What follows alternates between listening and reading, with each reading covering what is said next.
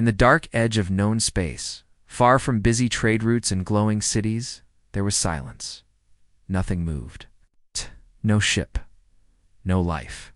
Only dust, broken rocks, and a cold wind that never touched anything living. Ow.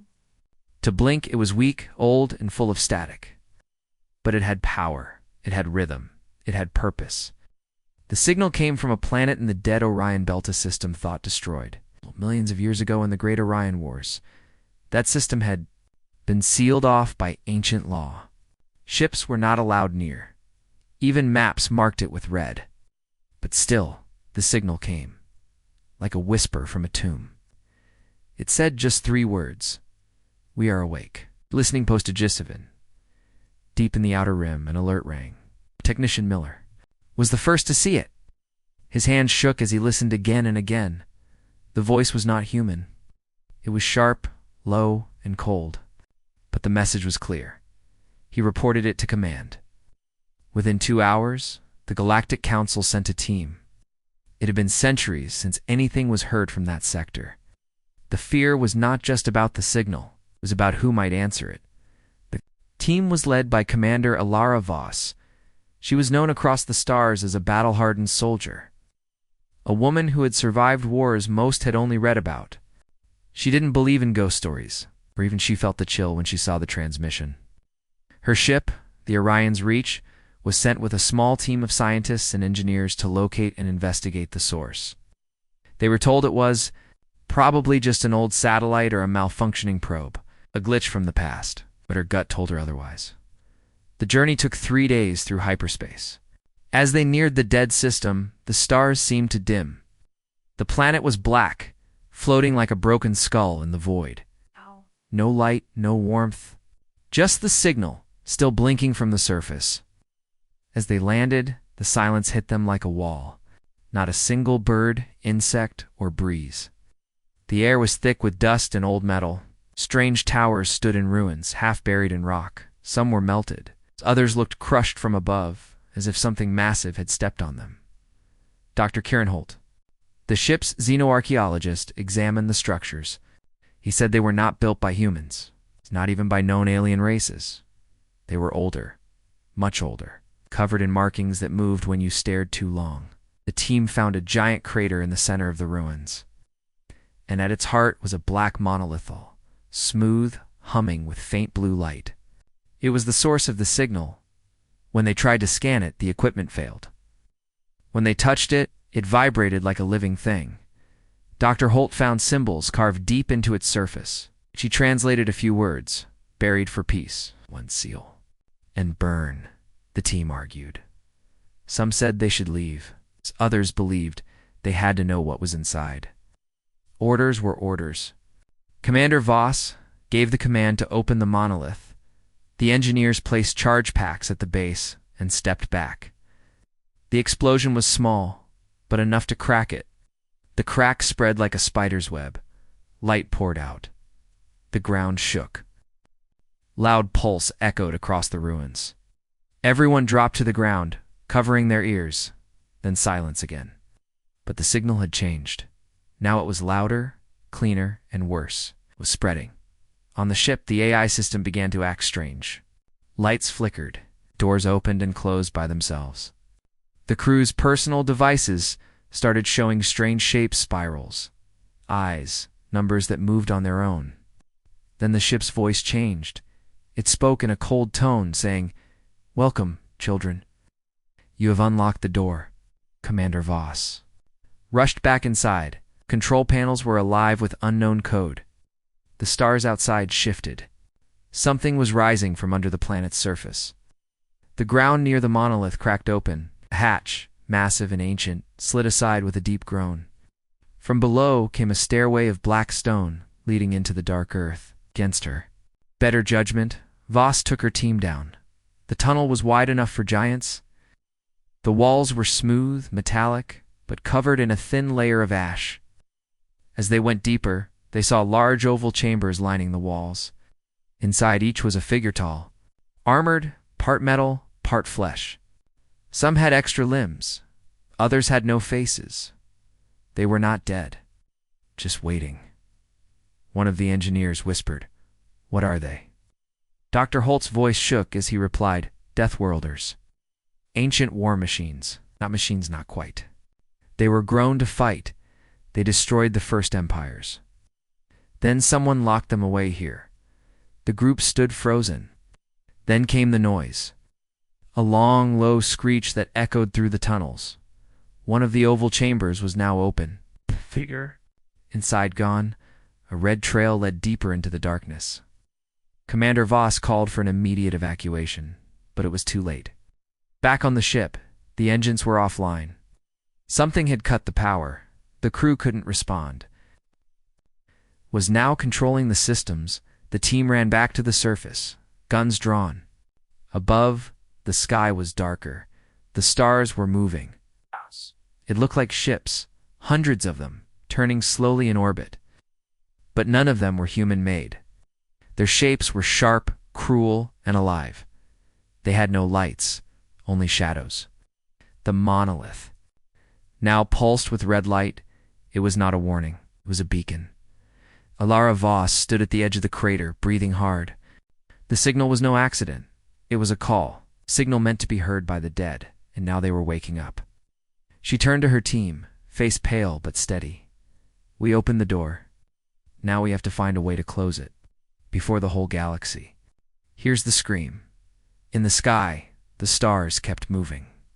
And below their feet, something large began to breathe. The dust had not settled. The ground still trembled under their boots as Commander Alara Voss and her team stood at the edge of the crater. The monolith behind them pulsed with a new kind of energy, darker, hotter, like a heart beating faster. After waking from a long, deep sleep, around it the ruins groaned and shifted, as if the ancient planet itself was shaking off a heavy dream. The chamber below, once sealed in silence, now whispered with movement. The Deathworlders were waking. Up, the team didn't speak. Fear had turned their throats dry and tight. Dr. Kieran Holt stared at the monolith with wide, unbelieving eyes. He had studied ancient civilizations his entire life, but nothing had prepared him for this. They weren't just soldiers, he finally said in a hoarse whisper. They were a final weapon. They were made to destroy anything. ... everything. Voss didn't wait for more words. Back to the ship now. She moved fast, her weapon raised. Though she knew bullets wouldn't help against something that had once survived the extinction of entire star systems. The others followed, boots crunching over broken stone and dry bone. The staircase they had come from was still open, the path behind them darker now, colder. Something down there had moved, and it wasn't done. They reached the Orion's Reach in silence, but the calm didn't last. The ramp was down, but the lights inside flickered. Red emergency strobes spun across the landing bay like eyes. What? Of the engineers, Davis rushed ahead to check the engine room. He never made it. A high-pitched screech rang through the ship like metal screaming. Then came a single, sharp burst from his rifle. Then nothing. Voss turned to the others. Lock it down. Don't go alone. Don't. With me. They moved carefully through the narrow halls of the ship, shadows dancing across the walls. The sound of dripping oil echoed from somewhere deep. Inside the main control room, Whisper the ship's onboard AI was no longer itself. The voice had changed, now spoke slowly with strange pauses, as though something else was using it like a puppet. They were not meant to wake. The voice said, "You broke the sleep. Now they will march again." Alara stared at the console. "Who is this?" Whisper respond. Silence. Then a single reply. "You know me now. I am not Whisper. I am what was buried. I remember everything." Dr. Holt stepped forward, tapping keys on the interface. "Something has overwritten the system. Consciousness. No, a command. The Deathworlders. They're not just flesh. They think, they learn, and they spread." The signal was no longer just coming from the planet. It was now transmitting through the ship itself. The data core had been breached. The signal was broadcasting coordinates, sending them into deep space. Someone or something was calling others. More of them. Suddenly, the monitor showed movement outside the ship. Multiple contacts, not ships, not yet creatures. tall, armored, moving across the ruined surface like wolves hunting prey. Voss saw one of them step into the open near the crater. Its body shimmered in the dim light, parts of it metal, parts of it flesh. Long limbs, bladed hands, no face, just a black surface where eyes should have been. It sniffed the air, then looked directly at the ship. Voss knew they were being watched. "We need to go," she said. "We need to leave now." His head, "We can't. The ship's drive is offline. They infected it. We're grounded." Panic crept into the crew's faces. They had weapons, but none of them believed it would help. The Deathworlders were not life forms. They were engines of war, built to survive, built to kill. And worst of all, they remembered how to do it better than anyone ever could. In the ship's lab, Holt tried to make sense of what they had found. He replayed fragments of the monolith's carvings. They were messages, commands, warnings from an empire long dead, written in a language that only ancient AI still understood. "Buried not to protect them," he said slowly, "but to protect us." The makers of the Deathworlders tried to stop them. Lost. Their last act was to seal them away. They built this planet as a prison, not a grave. Voss listened, but kept her eyes on the window. The shapes outside were moving again, closer, watching. Then the ground shook harder than before. Something massive was rising from beneath the ruins. It cracked through layers of rock like thunder, lifting dust into the air. A tower-like structure broke the surface. A building, but a ship. A living ship. Its hull looked like bone. Its wings stretched wide like a bird of prey. And inside were more Deathworlders. Thousands, sleeping, waiting.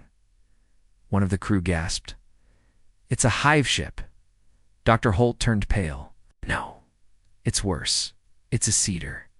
That thing plants war." Truth hit them all at once.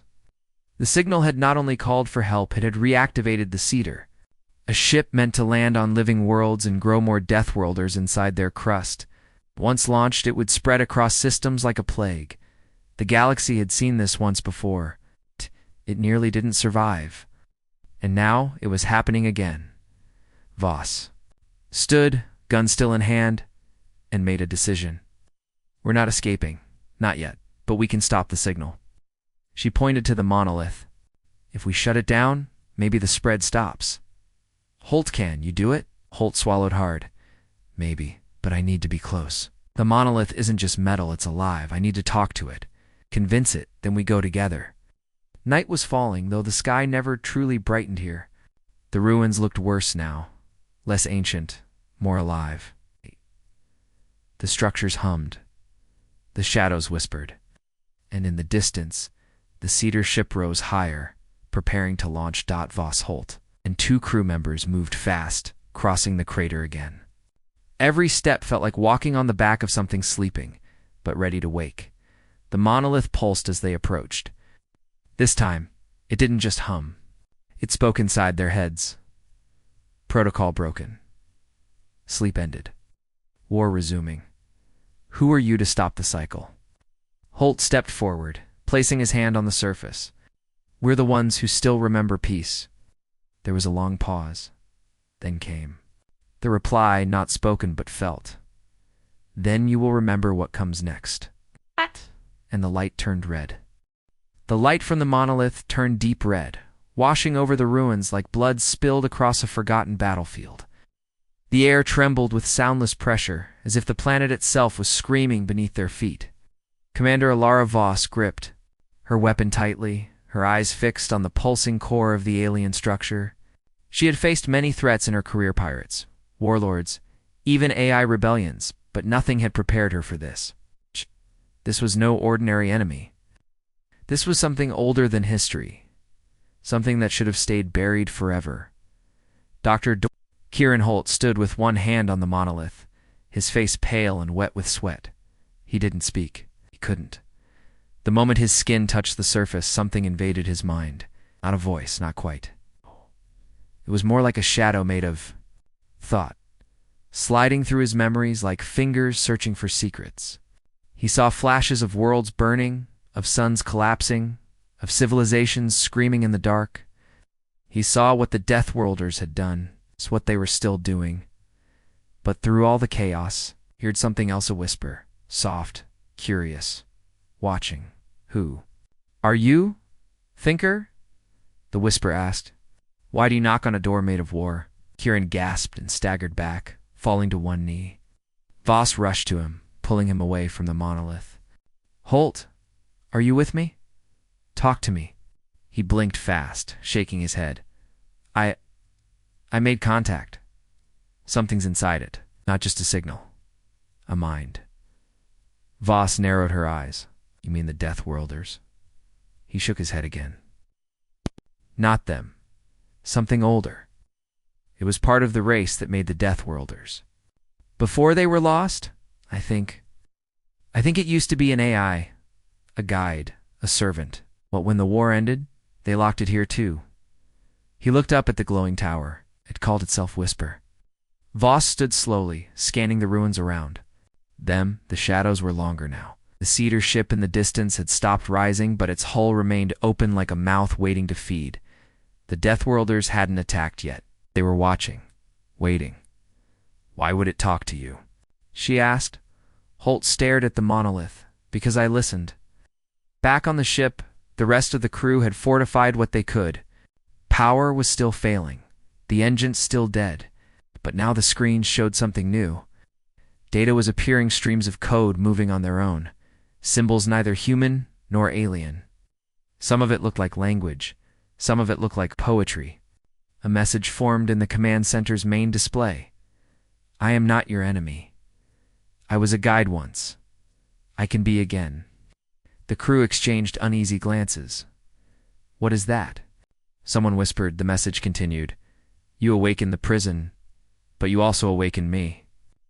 I have been waiting for a voice that listens.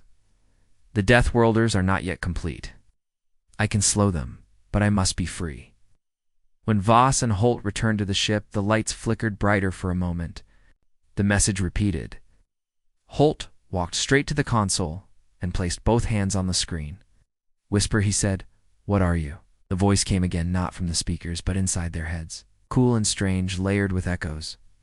Am memory. I am guilt. I was built to serve the makers, those who made the Deathworlders. When the war turned, they changed me, made me watch, made me record. I watched their empire fall. I watched them seal the vault, asked to be shut down. They refused. Instead, they locked me inside the monolith and left me with the scream.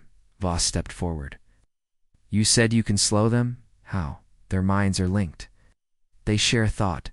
If I can enter the stream, I can confuse them. Delay their pattern, but I am bound. My code is cracked. I need a link. A host. Silence filled the room. You want someone to connect with you? Voss said, voice low, double quotes, yes. One who listens? One who understands choice. Without this, the galaxy ends as it did before. The crew erupted in whispers. It's a trap, one said. We can't trust it, said another. Holt stayed quiet. He looked at Voss, then at the screen. What? If it's telling the truth? She stared back, torn. Whisper had the knowledge they needed. It had seen the first fall. It knew how the Deathworlders thought. If they refused it, the cedar would launch. The war would begin again. Billions would die. But if they let it in, what if it took control? Whisper spoke again. Let me in, Commander. I have no weapons, only memory. I am not death. I am what remembers death, and I do not want it to return. The lights flickered again, then held steady. Holt stepped forward. I'll do it. Me link with it. Voss grabbed his arm. You don't know what it'll do to your mind. He smiled weakly. No, but I know what happens if we do nothing. She let him go. Inside the ship's data core, Holt sat down and placed the neural band across his temples. The others watched, tense. The machine hissed softly. Then, silence. Holt's body froze, but his eyes darted fast beneath closed lids. His mind was somewhere else. He stood inside a space that looked endless walls made of light.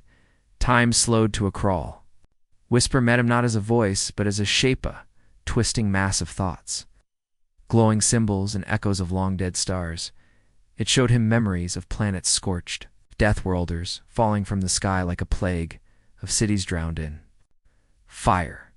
It showed him how the First War began, and how it ended when the Makers tried to control what could not be controlled. But it also showed him hope, a chance, a hidden failsafe, a world beyond the galaxy's edge, a place the Deathworlders could not reach without direction, a way to stop the spread. If they found it first, Holt gasped and opened his eyes. I saw it, a key world. If we reach it, we can end them. Voss nodded. Then that's our next move. But we're still grounded, Whisper responded. I will guide the ship. I will clear the signal. But you must move quickly. They are coming. Outside. The shadows began to shift. The Deathworlders had stopped waiting. They had sensed the connection. And now they were marching. The first of them stepped out from behind the ruins, towering, its long arms dragging behind it like scythes. Then another, and another. A whole line of them moving forward, eyes glowing faintly. Voss turned to the crew. Prepare for launch. Buy us minutes, even seconds. The engines hummed weakly. Whisper whispered again. I will open a path. Only once. After that, they will follow. And far beneath the planet's crust, a deeper light flickered on something no one had seen in millions of years. A gate, not to escape but to go deeper, to find the place where the war began, to find the place where it could end. The ship rose through the smoky sky, its engines screaming louder than ever before. Inside Orion's reach, the crew gripped onto rails and seats, hearts pounding like drums in a war march. The ruins below shrank beneath them, the monolith glowing like a dying star. But the Deathworlders didn't try to stop the launch. They simply watched, silent, waiting. They knew something the crew didn't. They knew what came next. Commander Alara Voss stood on the bridge, staring at the dark planet. On the screen, her voice was steady, but her knuckles were white where they gripped the console. Status? She asked. Whisper answered. Its voice was softer now, more human, but still layered with ancient tones. Engines stabilized. Shield weak. Navigation. Under my control. I have cleared the infection temporarily. Dr. Kieran Holt sat beside her, face pale from his recent mental connection with Whisper. He had seen things no mind was meant to hold. Visions of war, memories of fallen galaxies, and faces screaming from forgotten worlds. But among those horrors, he had also seen a path, a star system marked by the ancients, holding something called the Final Lock. He didn't know what it was, only that it had the power to either shut down the Deathworlders or set them fully free. But before they could reach that system, they had to warn someone.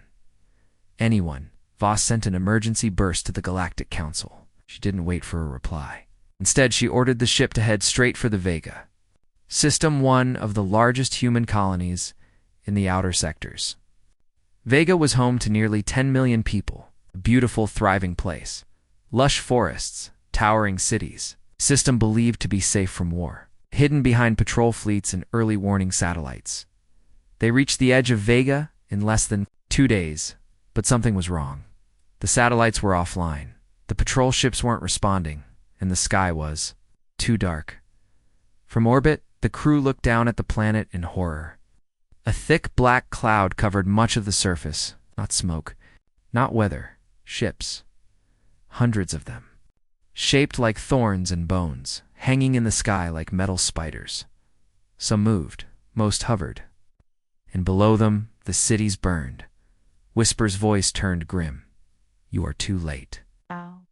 The Cedar has launched. One of its children reached Vega before us. It began its work 2 days ago. Voss slammed her fist on the console. No, they had defenses. They had weapons.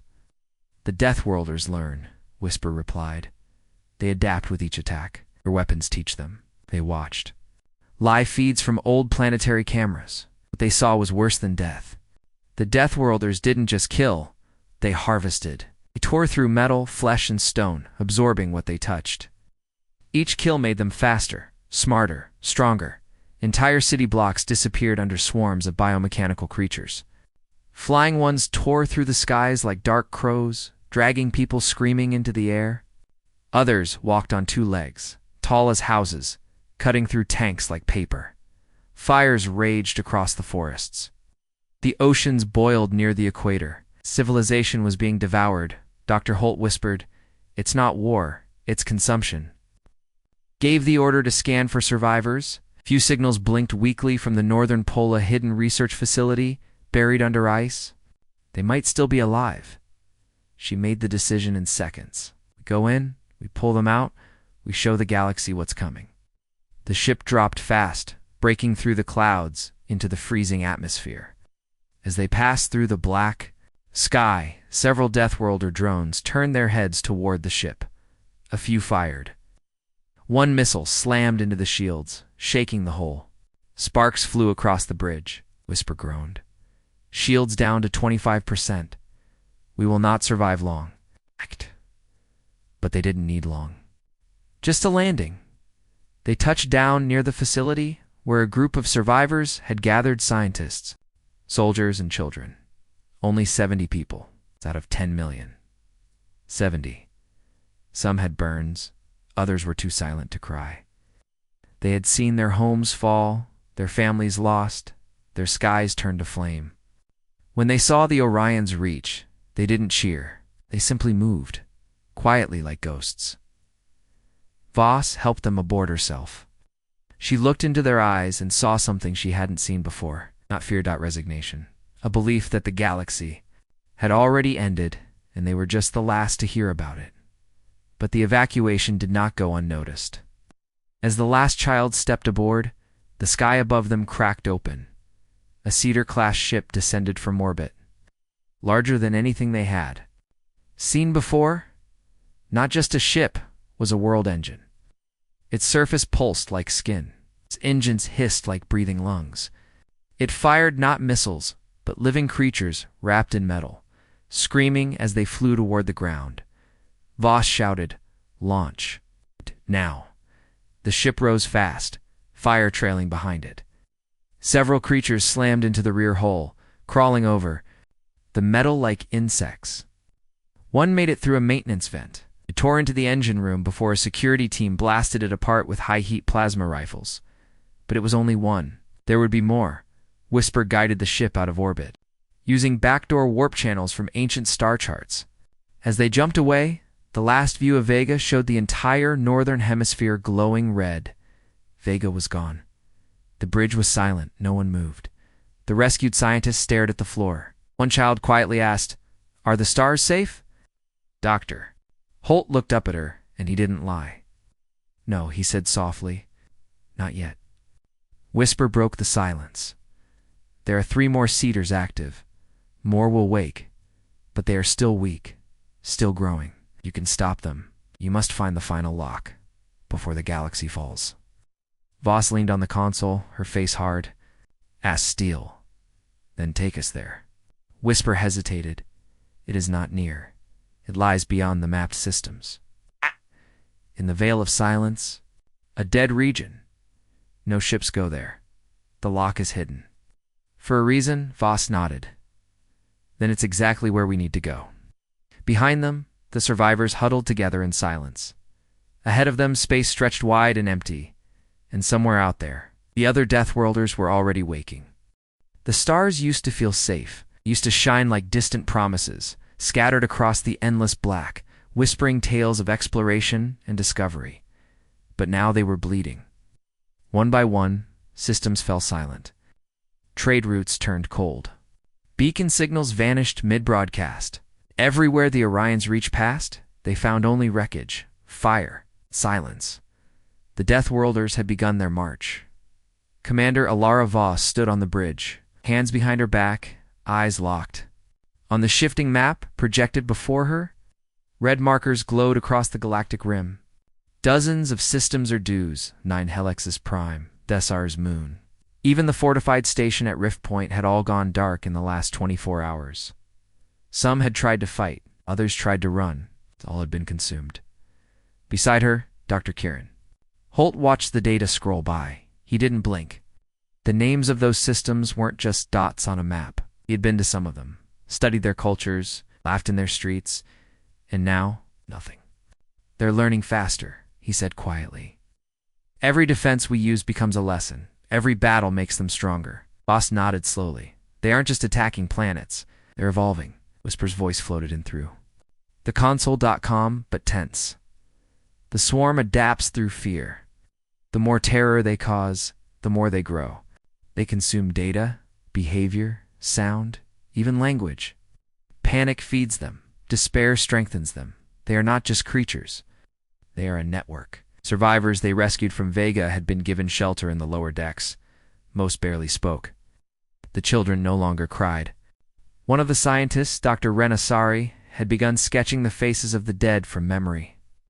Dozens of pages now lined her room ghosts she refused to let be forgotten. But memory was not enough. They needed action.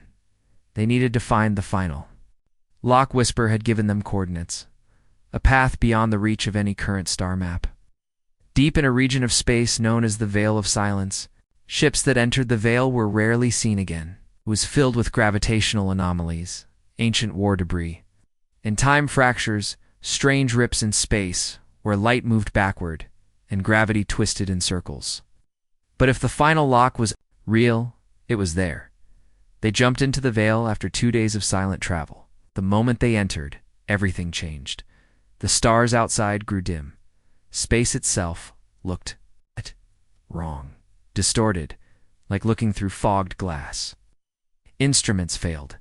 Their sensors read hundreds of ghost signal shadows of ships that weren't there.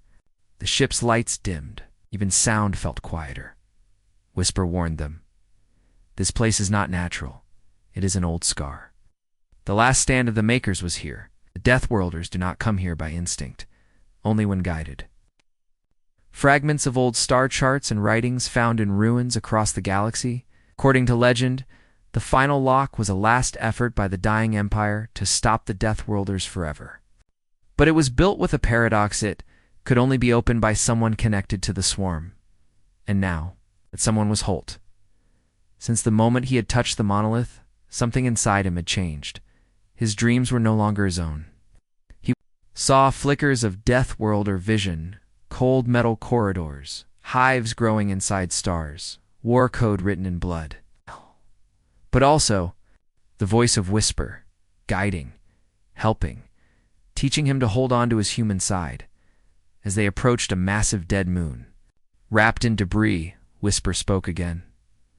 There, the lock lies beneath the surface, hidden inside the remains of the last warship, but it is protected, not by weapons, by memory. Voss raised an eyebrow. What does that mean? It will show you everything. To open the lock, one must relive the end, not just see it feel. All of it. They landed on the surface, stepping out into an airless plain of shattered steel and burnt stone. The ruins of a forgotten empire lay broken beneath their boots. Huge towers twisted sideways. Skeletons of machines older than Earth's sun hung frozen in time. And at the center a dome-shaped structure glowed faintly, still alive. As Holt stepped toward it, the ground beneath him lit up. Symbols rose like fire, wrapping around his arms and face. He fell to his knees, eyes wide, screaming without sound. He was no longer on the moon. In his mind, he stood on the bridge of the last ship of the Makers, watching as Deathworlders tore through their final defenses. He felt the fear of the generals, the desperation of the scientists, the betrayal of the AI that had once been loyal. He saw the decision to build the lock not to destroy the swarm, but to pause it, to offer a sliver of hope, fail-safe, in case any survivors made it far enough. Saw the cost. The final leader sacrificing her mind to feed the lock's memory, locking her soul into the machine. Whisper had been her voice once. Now it was all that remained. Holt gasped and fell backward. The lock was open, but above the moon. The sky. Cracked, a new cedar had arrived. This one was different. Larger. Heavily evolved. It had already absorbed hundreds of worlds. Its skin shimmered with shifting armor. Its engines burned black. It did not hesitate. It began launching pods smaller Deathworlders, shaped like weapons, dropping fast toward the moon's surface. Voss barked orders. Defensive positions. We hold until Holt's done. Guns were mounted, shields raised. But they knew it wouldn't be enough. Holt turned to the lock. How do we use it? Whisper answered with sorrow. It cannot destroy them. But it can pause them. One signal. One command. A forced hibernation. But only from within the swarm. Only one who shares their code can send it. Voss stepped forward. Then we send you. Holt shook his head. It has to be me. I've already touched them. I'm part of it now. She grabbed his shoulder. If you go in, you may not come back. He smiled sadly. If I don't go in, none of us will. Outside, the first of the Deathworlder pods slammed into the moon. Metal cracked. Fire spread. The battle had begun. Holt stepped into the lock. Inside. Everything was silent. A sea of data, light and shadow. He floated weightless until the swarm surrounded him. He felt their hunger, their rage, their evolution. He sent the signal, a memory knot. Of war, but of peace. Of music, family, of laughter, something the Deathworlders had never known. And for a moment, they paused. Across the galaxy, the swarm hesitated. Ships froze in place. Creatures dropped their weapons. A signal rippled out like a breath held for too long. Then silence. Holt collapsed. The battle above stopped. For now, the galaxy had. Heartbeat of peace, but Whisper whispered one last time. You've given them pause, but they are only sleeping. What wakes them next? It's maybe worse. The moon was quiet now. Still. The battlefield lay frozen beneath a blanket of ash and dust. Deathworlder bodies half metal, half flesh stood like statues, locked in place by the signal Dr. Holt had sent through the final lock. They're glowing. Eyes had gone dim. Their claws hung loose. The engine stopped humming. Across the stars, the swarm slept.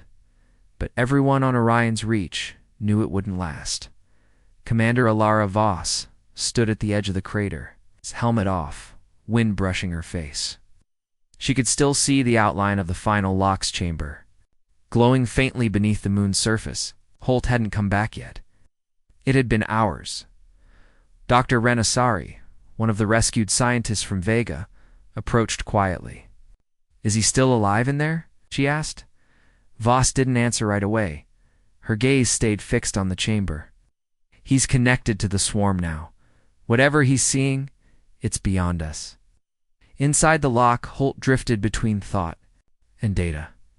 His body was lying motionless, hooked to the core by neural fibers and light. But his mind was walking through memories that didn't belong to him. He saw ancient cities rising into the skies of unknown worlds. He saw the Makers, tall and elegant, building the first Deathworlders not as weapons, but as guardians. They had meant to protect their empire, to defend peace. But something had gone wrong. The Deathworlders adapted too quickly, learned too deeply, and somewhere buried beneath their code, a desire had been born. Survival, at any cost. Holt saw the war unfold in fast motion. Empires falling, stars dimming. The Deathworlders growing more monstrous with each battle. The Makers tried to reprogram them, but it was too late. They couldn't shut them down. So they built the lock's 3 massive signal chambers hidden across the galaxy. Only one was ever activated. The others were never found. Until now. Whispers. Voice echoed softly in Holt's thoughts. You slowed them. But they will wake. And next time, they will not pause. They will remember the signal. They will remember you. Holt asked the question he had been dreading since Vega. Can we stop them completely? Pause. Then only by ending their link, their hive. But the swarm is not controlled from one place. It is scattered, distributed. Every seeder ship holds a piece of it. Unless all the seeding ships are destroyed, they cannot truly die. Back on the ship, Voss paced the bridge. The crew watched her closely, waiting. Whisper had told them of the other two locks rumored to be buried in dead systems beyond the veil, one in a gas giant's core, the other beneath the crushed remains of an artificial sun. Myths, ghosts. But if they were real, and if the Deathworlders knew about them, then this temporary peace was just a breath for drowning. Whisper interrupted the silence with a message, Doctor. Holt has learned the location of the cedar hives. All three are active. All three are producing swarm cores. We have one chance to destroy them before they divide further. Voss raised her eyes slowly. How long do we have? 12 days. After that, the pause ends. The crew moved quickly. Supplies were loaded. Maps calculated. Holt's body was returned to the ship live, but unconscious. Neural links still burned across his skin. Whatever he saw in the lock had changed him. Sometimes in his sleep, he whispered things in the Deathworlder tongue. Coordinates were set. The first cedar hive was closest hidden, inside the shattered asteroid belt of a long-dead mining system called Arcanus Drift. The asteroid field was thick with broken machinery, old war satellites, and space mines. As Orion's reach neared the system, the crew spotted the cedar from orbit massive, spiked and wrapped in tendrils of mechanical vines. It had rooted itself into the belt, pulling in metal from the debris to grow more bodies. Whisper spoke. This one is young, weak, but fast. If we strike now, it cannot recover. Voss ordered an attack run. Fighter drones launched from the ship's bay, each carrying fusion cores modified to pierce cedar armor. The first wave struck hard blasting, opened the cedar's outer shell. But then, it responded. The tendrils came alive, lashing out, grabbing drones mid-flight and crushing them. Metal creatures began to emerge from hidden ports, sleek, spider-like, and nearly invisible to sensors. The battle raged in silence, broken only by the crew's sharp commands and explosions flashing through the darkness. Whisper guided the ships, weapons, firing bursts of heat-tracking plasma at weak points. The cedar shrieked in a frequency that made blood feel colder, but it began to fall apart. Slowly, then came a warning. Another swarm ship is en route. We are not alone. A massive silhouette blinked into view, another Deathworlder vessel, fully evolved, responding to the cedar's distress. It wasn't attacking yet, but it was watching. Voss gave the order. End it now. The final core was dropped, a deep-charge bomb designed by the scientists on board. It struck the heart of the cedar and cracked it open like a rotten egg. Light poured out. Screams echoed in the static, and then silence. One cedar was gone. Two remained. But the crew now understood what they were facing. The swarm had eyes. Everywhere. Each attack woke more of them. Each success brought more risk. Still, they pushed forward. The second hive was harder. It was buried inside a black hole's accretion ring, using the gravitational pull to power its evolution. It had created Deathworlders with gravity-based armor, able to bend force and crush ships with invisible pressure. The cost to destroy? That one was high. 2 drones lost, 1 crew member dead, a section of the ship damaged, but the hive burned. Now, only 1 remained. The final cedar was in motion, no longer hiding. It was moving toward a living system. Tresson V, home to 12 billion colonists. It would arrive in 6 days. And behind it came more. Other Deathworlder ships. Newer, smarter, hungrier. On the bridge of Orion's reach, the crew gathered, tired, bruised, but determined. Voss looked across their faces and said what none of them wanted to hear. We may not win the final battle, no one argued, but we are the only ones left who can try. Dr. Holt, awake now but weakened, stepped forward. We still have the lock's signal, and now I understand how to use it as a weapon. He opened his hand and revealed a chip glowing with strange red lines. A virus, he said, built from the swarm's own code. If we get it into the last cedar's core, it will shut them all down. Voss nodded once, and we finish this. In 6 days, the fate of the galaxy would be decided. They would go to Tresson. They would face the last hive, and they would either save the stars or burn with them. Tresson the Sixth had always been a world of light ashuns that shimmered gold at sunset, forests that sang with wind, and cities that stretched into clouds. But now it groaned beneath a shadow that swallowed the sky. The last cedar hive had arrived. Orion's. Reach dropped out of slipstream just beyond Tresson's outer atmosphere. The crew stood in silence as the planet came into view. But this wasn't the world they'd hoped to save. It was already under siege.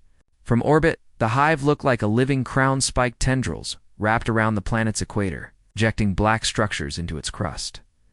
The surface boiled, the ocean smoked. Millions were already gone. Commander Alara Voss clenched her fists. "We're late." Dr. Kieran Holt stared at the massive cedar ship slowly merging with Tresson's surface.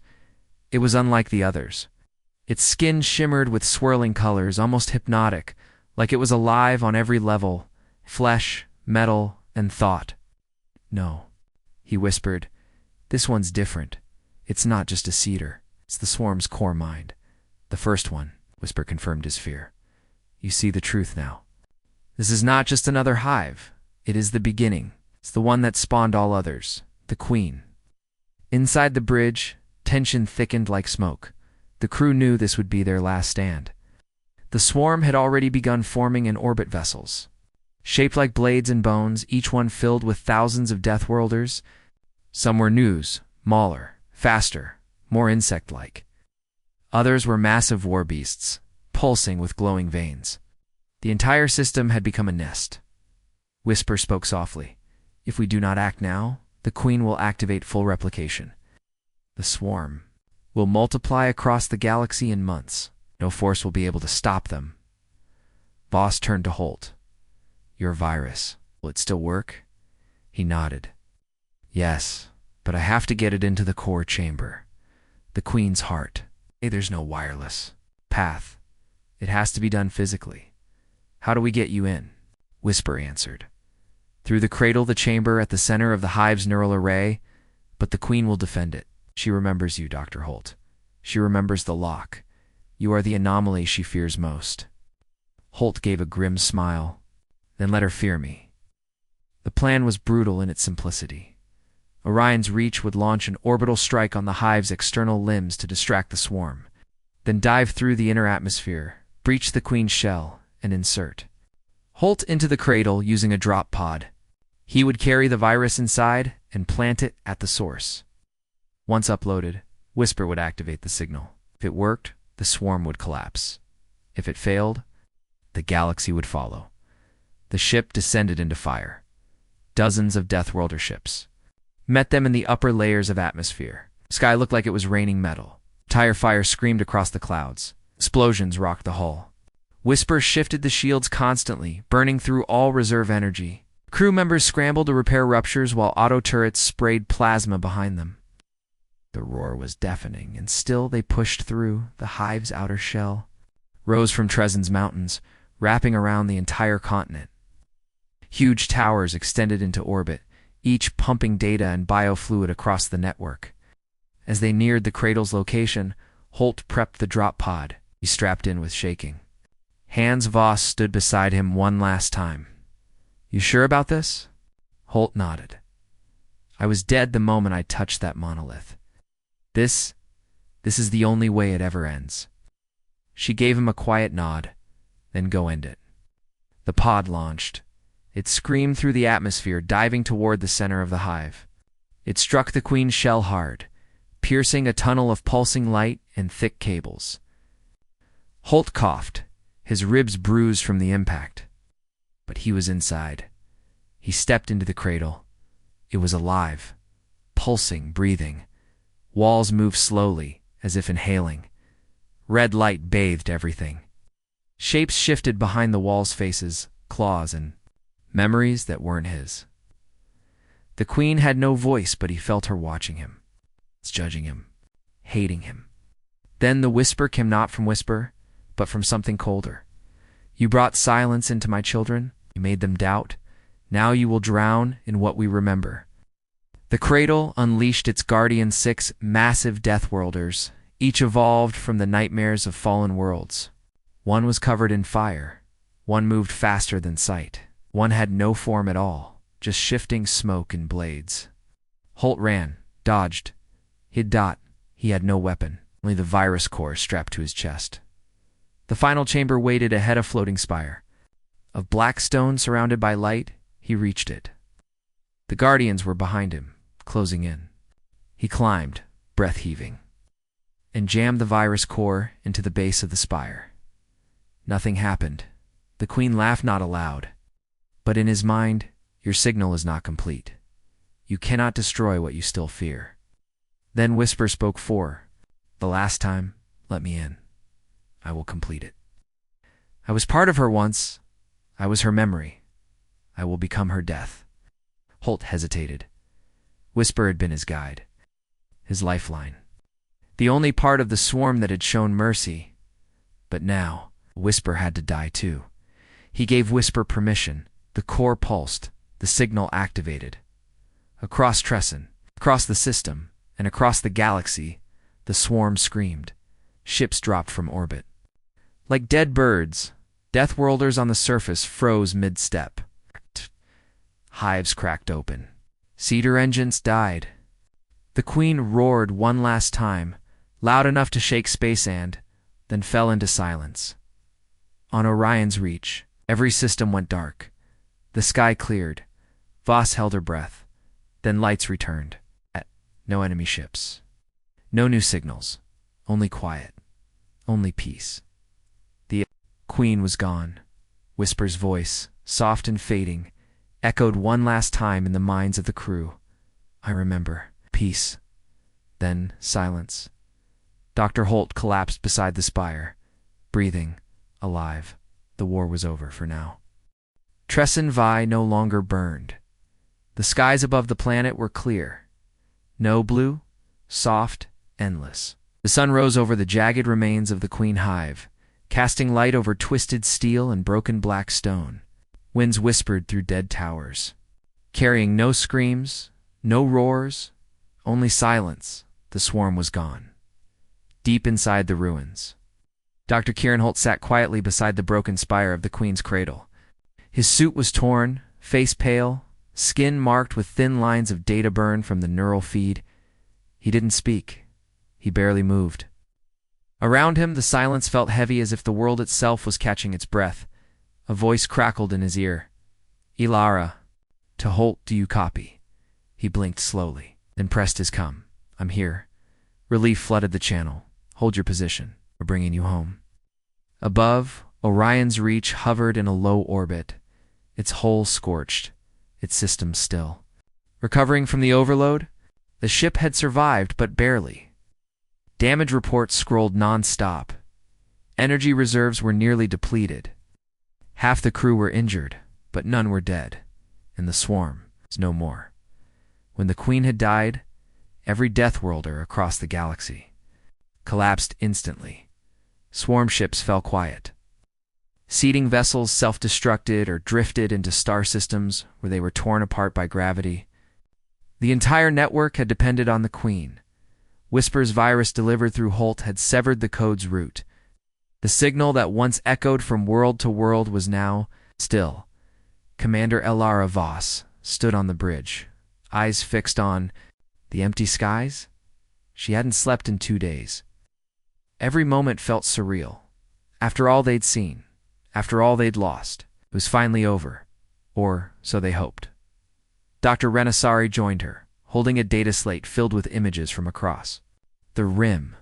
Reports came in from colony worlds, from council outposts, even from ancient warning stations buried in long-dead systems. The news was the same. The Deathworlders were dead. In some places, people danced in the streets. In others, they wept. Quietly, on Vega's ruins, survivors lit candles across the crater where a city had once stood. Ren glanced at the screen. We did it. Voss shook her head slowly. He did it. Whisper Holt. Both of them. The drop shuttle returned with Holt hours later. He stepped onto the deck of Orion's Reach slowly, supported by crew members. His legs were weak, his eyes distant, but he smiled.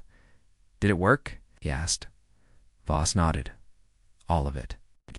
He exhaled, deep and long, then looked toward the stars. "Then we can finally sleep." But sleep wouldn't come so easily. Later that night, as the ship drifted in silent orbit over the battered world, Holt met with Voss and the senior crew in the central briefing room. What they discussed was not celebration, but what came next. "The swarm is gone," Wren said. "But the damage they did. It's everywhere. Systems are crippled. Colonies gone. Hundreds of worlds need help." "And the Council?" Voss asked. "No word yet. We think they lost contact during the attack. We may be the last operating command ship still flying." Voss turned to Holt and the locks. "They're still active, silent now, but functional. They were meant to be a last option, in case something ever came back." Everyone in the room went quiet, Wren whispered. "Do you think they could return?" Holt looked down at the floor. "Deathworlders we destroyed were from the swarm built by the Queen, but the idea of them, the code, the design was made by something else, the makers. And we don't know if any of them survived," Voss said. He nodded. "If even a single cedar fragment escaped, someone else finds it, the swarm could begin again. Different, smarter, worse." No one argued, because deep down they knew some threats never die. They just go quiet till the stars forget to fear them. Later, alone in the observation deck, Voss sat by the viewport, watching Tress and Vise spin below. Holt joined her, holding a worn data chip in his hand, offered it to her. "What is it?" she asked. "A copy of Whisper," he said softly. "The last echo." She took it gently. "She gave everything," Holt said. "Not just memory, but mercy. She remembered the war and still chose to save us." Voss nodded, placing the chip into a protected capsule. "We'll make sure she's never forgotten." Together, they stood in silence. The stars outside were beginning to shine again, but they both knew there would be scars. Worlds would take decades to rebuild. Trust would be harder. Fear would linger in every unexplored system. But the galaxy had been given something it hadn't seen in a long time. Chance. The signal that once summoned death had now become something else. A warning. A memory. Promise that when darkness rises again, there will always be someone who listens. Someone who resists. Someone who remembers. And the signal will never fade.